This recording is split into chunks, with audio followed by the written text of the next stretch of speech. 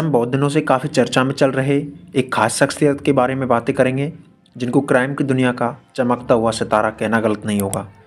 जिसने प्रसिद्ध पंजाबी सिंगर सिद्धू मूसेवाला और दिग्गज नेता बाबा सिद्दीकी की हत्या की जिम्मेदारी अपने ऊपर ली है। तो दोस्तों, अब तो आप समझ ही चुके होंगे कि हम किस कुख्यात गैंगस्टर की बातें कर रहे हैं।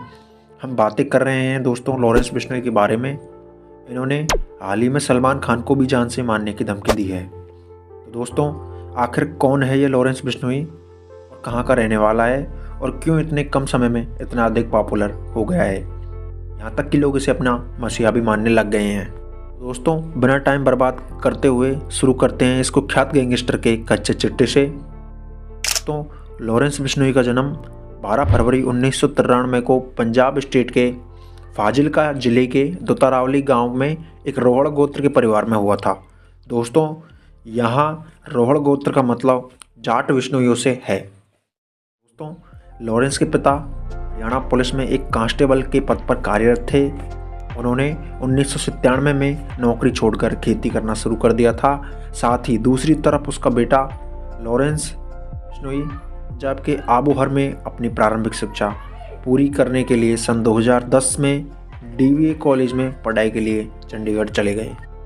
दोस्तों, 2011 में पंजाब यूनिवर्सिटी में पढ़ाई के दौरान ही लॉरेंस बिश्नोई की राजनीति में सक्रिय हो गए थे और पंजाब यूनिवर्सिटी कैंपस में छात्र परिषद में भी शामिल हो गए थे।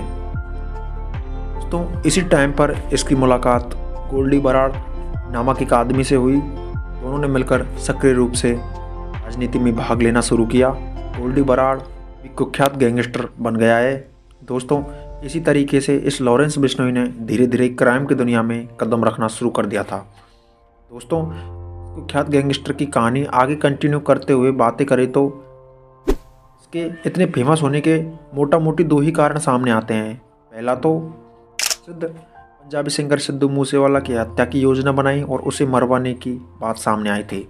दूसरा, अब हाल ही में सलमान खान को भी जान से मारने की धमकी दी है। दोस्तों, लॉरेंस 2015 से ही गुजरात के साबरमती जेल में बंद है। सन 2007 में पहली बार लॉरेंस पर आपराधिक मामला दर्ज हुआ, जिसके बाद इसकी रुचि अपराध की ओर बढ़ने लगी और धीरे धीरे लॉरेंस ने लोगों के बीच अचानक बढ़ाते हुए गैंग बनाई, जिसमें गोल्डी बराड़ और संपत नेहरा जैसे कई कुख्यात नाम शामिल हैं।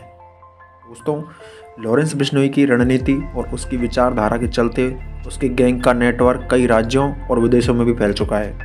दोस्तों, लॉरेंस बिश्नोई ने एक संगठित आपराधिक सिंडिकेट खड़ा किया है, जिसमें 700 से अधिक शार्प शूटर शामिल हैं। दोस्तों, शूटरों का यह गैंग भारत के 5 राज्यों और कनाडा, ऑस्ट्रेलिया और इटली जैसे देशों में भी फैला हुआ है। इस नेटवर्क का उद्देश्य ड्रग्स एक्सटॉर्शन और हिंसक घटनाओं के जरिए आतंक फैलाना है। दोस्तों, पिछले कुछ सालों में इस गैंग ने प्रसिद्ध सिंगर सिद्धू मूसेवाला और बाबा सिद्दीकी की हत्या जैसे गंभीर अपराधों को अंजाम दिया है।